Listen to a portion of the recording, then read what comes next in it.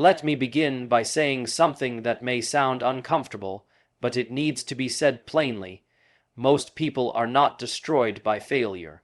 They are destroyed by comfort, not sudden comfort, not luxury necessarily, but slow, creeping comfort that settles into the heart without us noticing.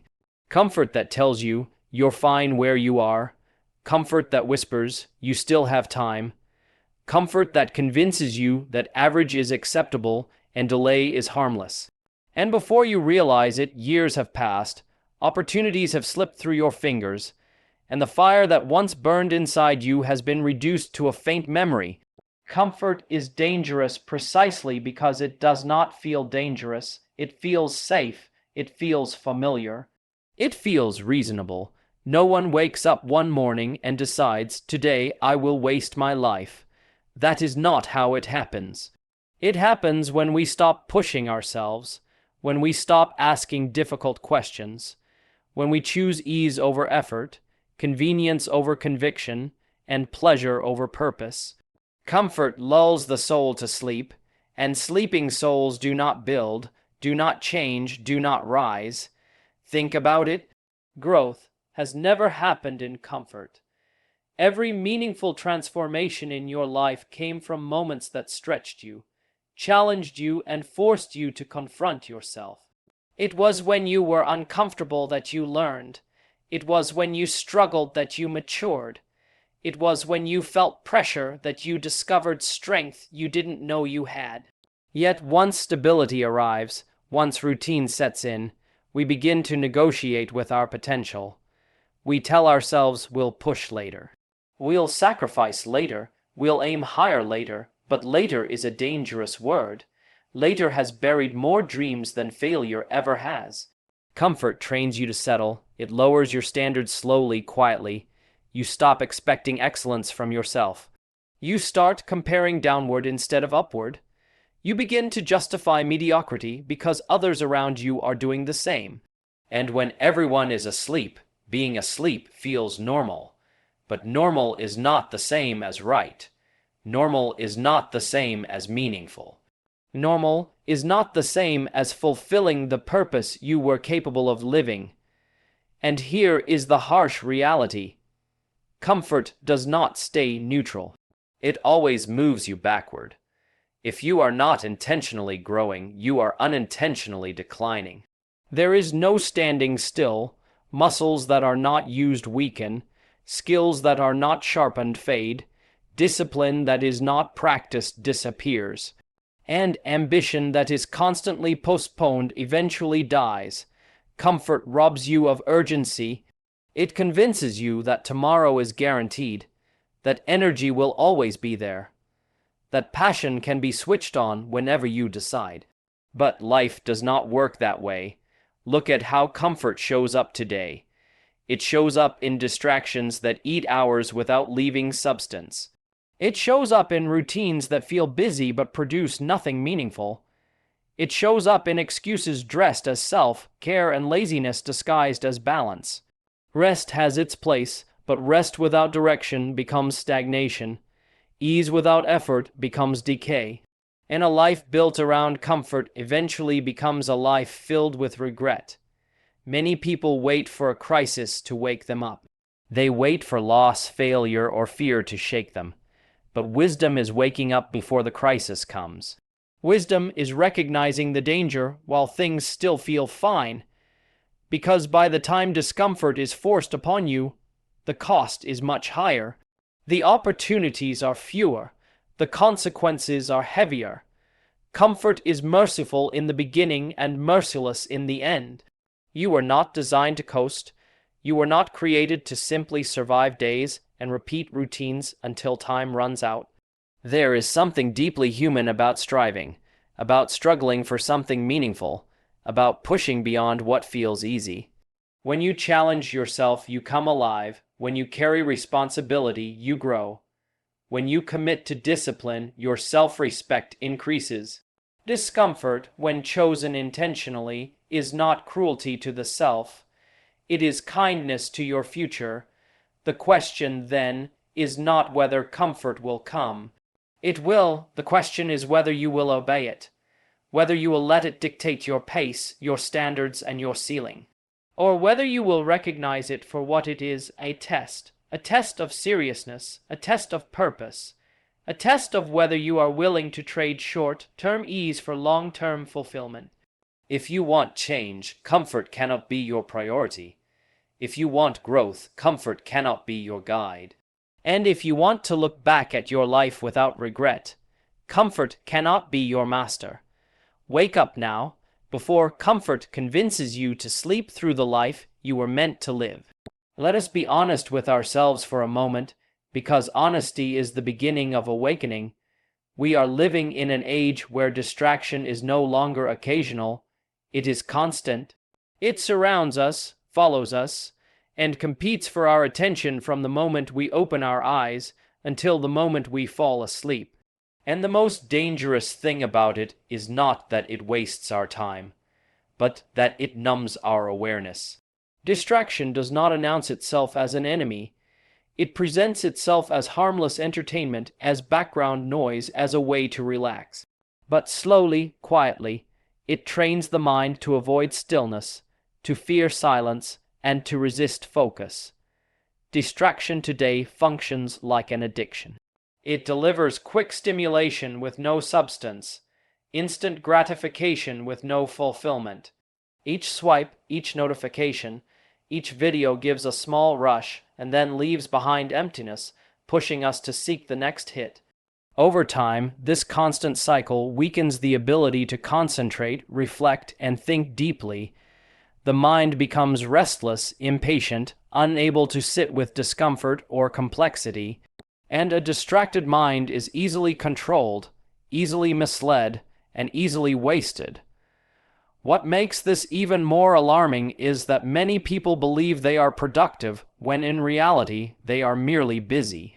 They respond to messages, scroll through updates, consume content, and at the end of the day they feel exhausted, but nothing meaningful has been built.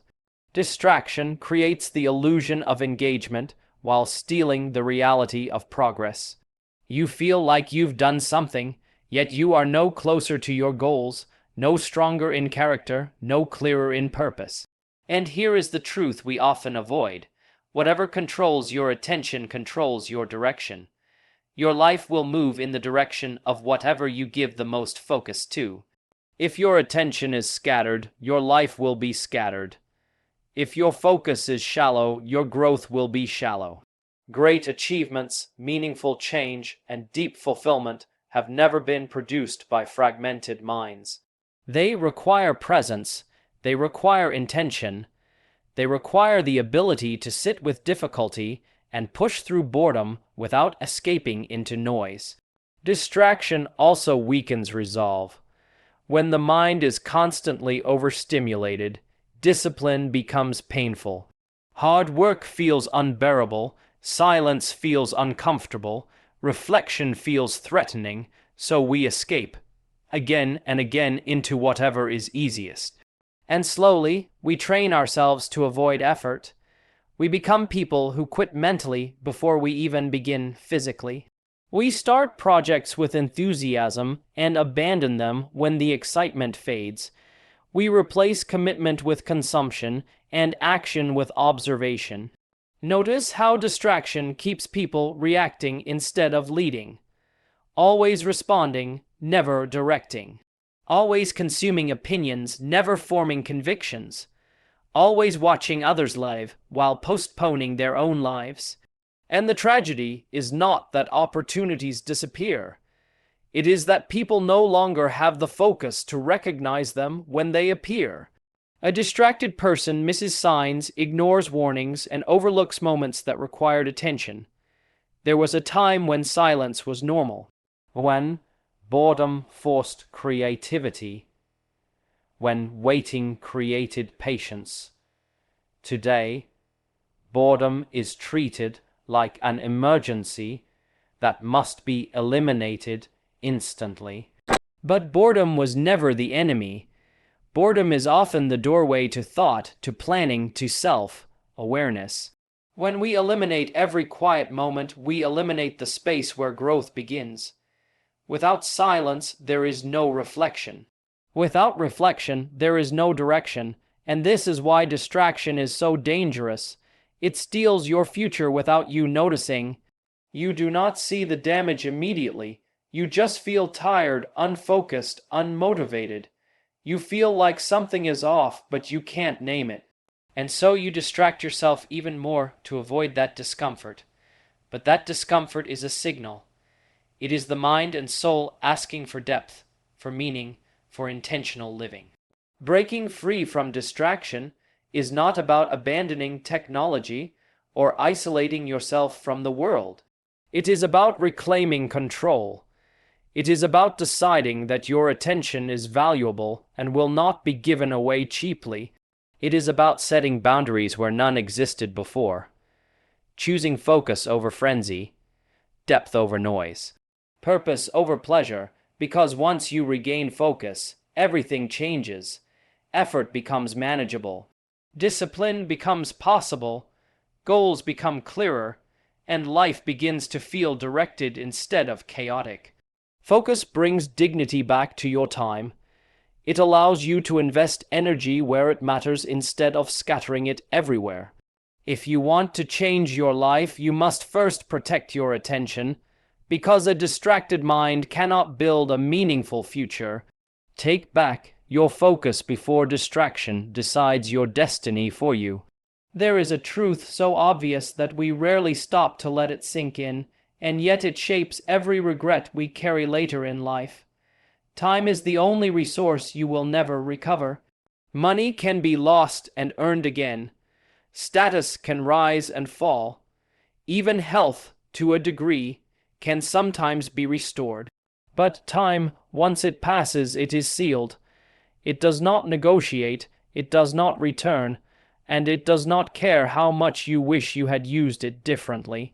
Most people do not treat time as precious, they treat it as abundant. They assume there will always be more later, more energy later, more clarity later, more opportunity later, and so they delay the hard work, the difficult conversations, the serious commitments. They tell themselves they are not ready yet, as if readiness magically appears without effort.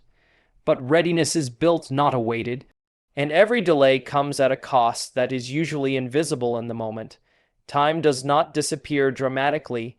It leaks away quietly, an hour here, a day there, weeks dissolve into months, months into years, and one day a person looks back and wonders how life moved so fast.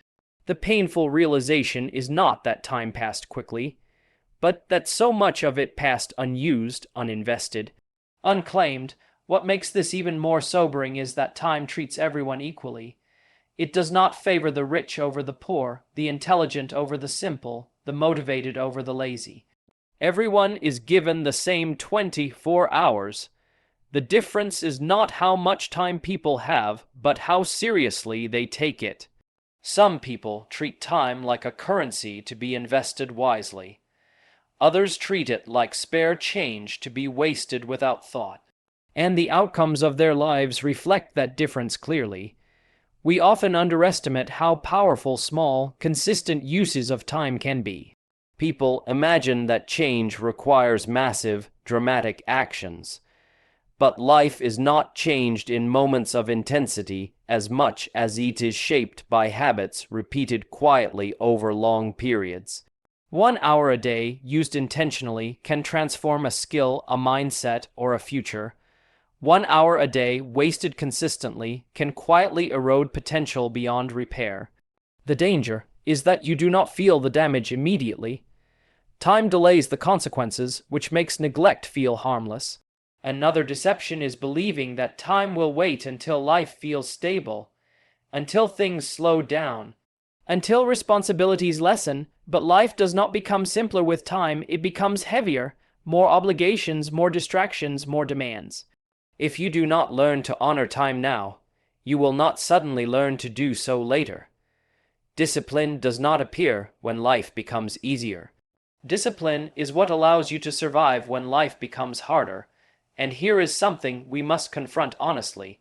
Many people stay busy to avoid facing how they are using their time. Activity becomes a shield. As long as you are occupied, you do not have to evaluate direction. but busyness without purpose is just another form of waste. It exhausts you without fulfilling you. It fills your schedule while emptying your soul. Time is not just passing around you, it is passing through you. Every day is shaping who you are becoming. The question is whether that shaping is intentional or accidental. You are either building towards something or drifting away from something, even when it feels like nothing is happening. Neutral does not exist. Every choice is a vote for the kind of person you are becoming. What makes time so unforgiving is that it eventually forces clarity. There comes a moment when excuses stop working, when the window for certain opportunities closes, when someday is no longer believable. And in that moment, people realize that the greatest loss was not what they failed to achieve, but what they failed to attempt when they had the chance. Using time well does not require perfection. It requires awareness. It requires asking regularly and honestly, is this how I want to spend my limited days? It requires learning to say no not just to others, but to your own impulses. It requires choosing long-term meaning over short-term comfort. And yes, it requires sacrifice, but the sacrifice of time invested wisely always returns value. The sacrifice of time wasted returns only regret. When you respect time, urgency enters your life, not panic, but seriousness. You stop postponing what matters. You stop waiting for ideal conditions. You begin to act with intention because you understand that delay itself is a decision. And once that realization settles in, priorities sharpen, distractions lose their appeal, and purpose becomes clearer. You do not need more time.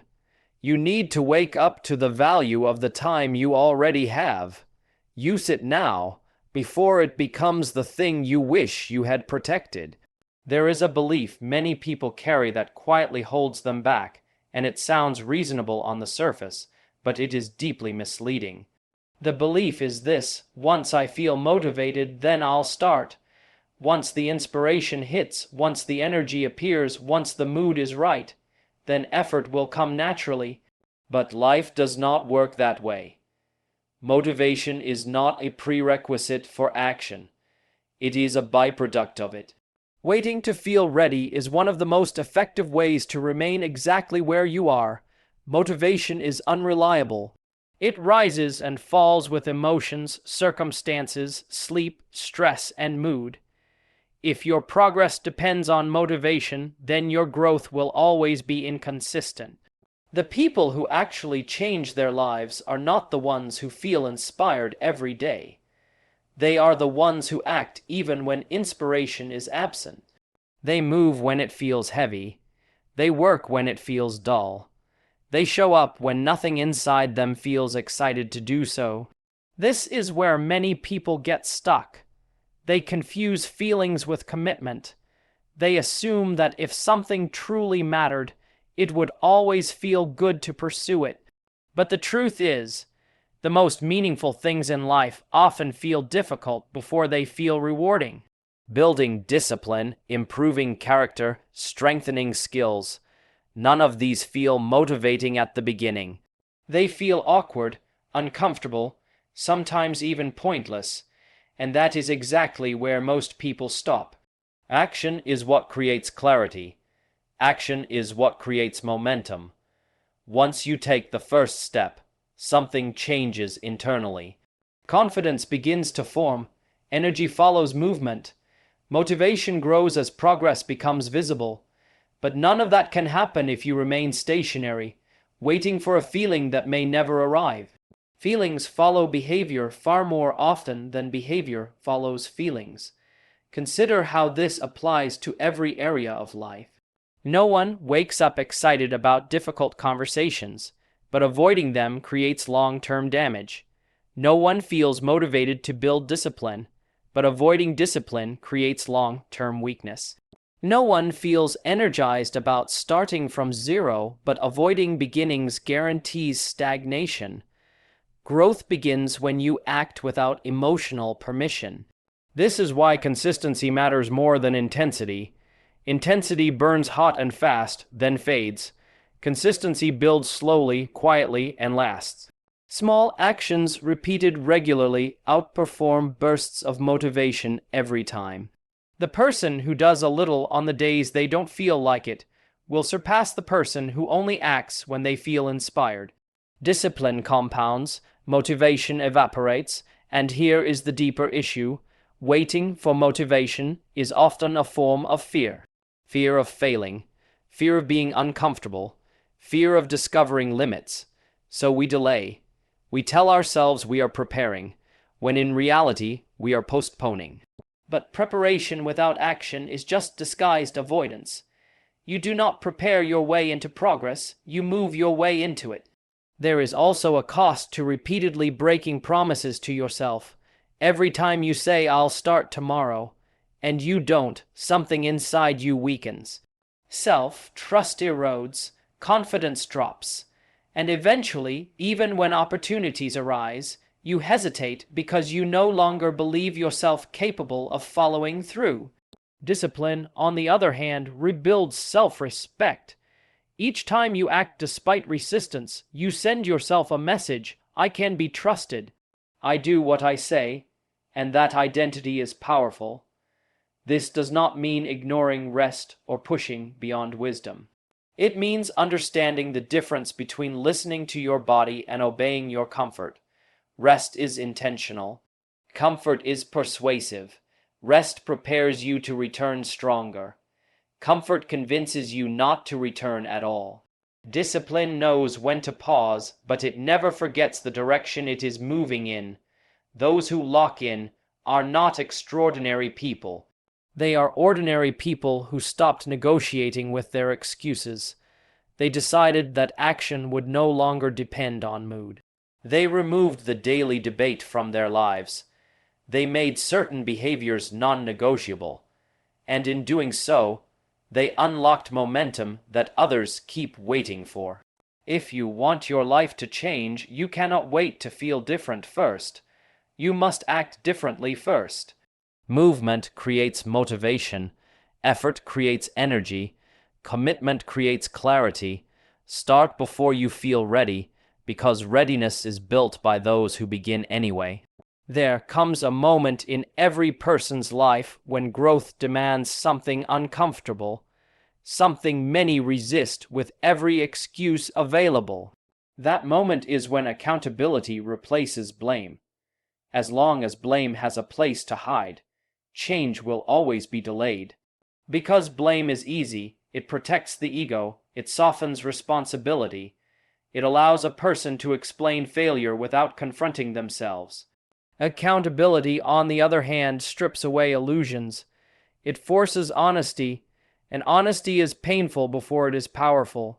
Many people live convinced that their stagnation is caused by circumstances, by people who held them back, by systems that were unfair, by timing that was inconvenient, and while life is undeniably unfair at times, blaming external factors eventually becomes a cage. Because once you decide that your condition is controlled entirely by forces outside of you, you also decide, perhaps without realizing it, that you are powerless to change it. And powerlessness feels safer than responsibility, but it guarantees frustration. Accountability begins with a difficult question: what part of this is mine? Not all of it, not even most of it, but some of it. And that small portion is enough to begin transformation. The moment you take ownership of your choices, your habits, your responses, you reclaim control. You may not control what happened to you, but you control what you do next. And that is where progress lies. Blame keeps you looking outward. Accountability turns your gaze inward. And that shift changes everything. When you stop asking who failed me and start asking where did I compromise, you gain clarity. When you stop saying I had no choice and start asking what choice did I avoid, you gain strength. Accountability does not mean self-hatred, it means self-respect. It means believing that you are capable of better and therefore responsible for pursuing it. One of the most damaging habits people develop is waiting to be saved, waiting for someone to notice their potential, waiting for the perfect opportunity, waiting for encouragement, validation, permission. But no one is coming to rescue your future. And the longer you wait, the heavier that realization becomes. The turning point is when you stop waiting for support and start becoming disciplined. When you stop asking for motivation and start demanding consistency from yourself. Accountability also exposes patterns. When you own your outcomes, you begin to see repetition, the same excuses, the same delays, the same reactions. And patterns reveal truths that denial hides. Perhaps it's not that you lack ability, but that you avoid discomfort. Perhaps it's not that opportunities never come, but that you don't follow through when they do. These realizations sting, but they are gifts. Because once something is seen clearly, it can be changed intentionally. There is a deep freedom in accountability. Freedom from victimhood, freedom from resentment, freedom from the exhausting effort of justifying stagnation. When you accept responsibility, you stop carrying the weight of blame. You stop rehearsing explanations. You stop defending inaction. Your energy shifts from protecting your image to improving your reality. This does not mean being harsh with yourself. It means being honest without being cruel. Accountability says, I can do better, not I am worthless. It separates your worth from your behavior while still demanding growth, and that balance is essential. Because shame paralyzes, but responsibility mobilizes. Look at the people who truly change. They are not the ones with perfect circumstances. They are the ones who stopped lying to themselves. They stopped pretending they didn't know what needed to change. They stopped negotiating with habits that were destroying them slowly. They decided that excuses would no longer be more convincing than their future. Accountability also builds trust internally and externally. When you consistently take responsibility, people rely on you. More importantly, you rely on yourself and self. Trust is foundational. Without it, confidence collapses. With it, challenges become manageable. Each time you choose ownership over blame, you reinforce the identity of someone who takes life seriously. Blame asks, why is this happening to me? Accountability asks, what am I going to do about it? One keeps you stuck in explanation. The other pushes you toward action. One looks backward, the other looks forward, and life only moves in one direction. The moment you stop blaming is the moment progress accelerates. Take ownership now, because no one else can live your responsibility for you. There is a moment that comes for every person, whether they are ready for it or not, when life stops negotiating, a moment when excuses lose their power, when someday sounds hollow, and when the weight of unrealized potential becomes impossible to ignore. The tragedy is not that this moment comes, it is that many people realize it too late. They wake up only when the cost of sleeping has already been paid. Most regret does not come from what people did wrong. It comes from what they never did at all, from the conversations they postponed, the discipline they delayed, the risks they kept meaning to take. Regret is rarely loud in the beginning. It starts as a whisper, a quiet discomfort, a subtle sense that something is being avoided, and because it is quiet, it is easy to silence. Until one day, it is no longer a whisper. The dangerous lie people tell themselves is that there will always be another chance to change, another season, another opportunity, another burst of energy, but time does not promise that. Life does not guarantee a clean restart. The window for certain transformations closes slowly, then suddenly, and when it closes, effort alone cannot reopen it. That is why urgency matters, not panic, but awareness. The awareness that delay itself is a decision with consequences. When people look back on their lives, they rarely regret the nights they worked hard or the sacrifices they made for something meaningful. They regret choosing ease over effort. They regret the years spent distracted, unfocused, waiting for clarity that only action could have provided. They regret ignoring the signs when life was nudging them to wake up. And those signs come to everyone. A sense of restlessness, a growing dissatisfaction with routine, a quiet voice that asks, "Is this all?" These are not signs of ingratitude. They are signs of calling. They are reminders that you were not created merely to pass time, but to use it with intention. Ignoring those signs does not make them disappear, it just makes their consequences heavier. Waking up is not a dramatic event. It is a decision to stop drifting, a decision to stop numbing discomfort instead of addressing it, a decision to stop pretending that intention alone is enough.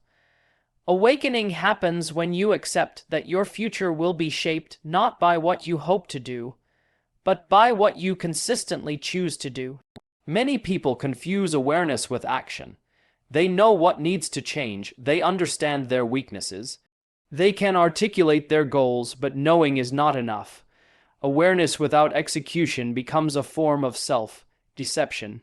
You feel productive because you are thinking, but nothing is moving, and life does not reward understanding. It responds to behavior. This is why the cost of delay is so high. Every day you postpone discipline, comfort grows stronger.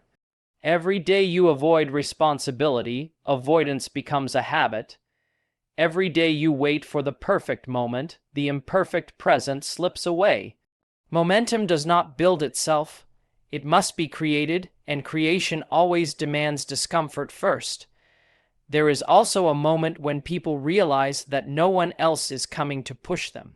No one will force focus into your life. No one will drag you toward your purpose. Support may come, encouragement may appear, but responsibility will always remain yours. And the sooner you accept that, the sooner you stop wasting energy wishing for rescue and start building strength. Waking up before it is too late means acting while the door is still open, while energy is still available, while habits are still malleable, while regret is still preventable. It means choosing discipline over excuses even when no one is watching. It means aligning daily behavior with long-term values, not short-term comfort. This is not about becoming someone else. It is about becoming who you already know you are capable of being, the version of you that takes life seriously, that honors time, that protects focus, that moves without waiting for motivation, that owns mistakes instead of explaining them away.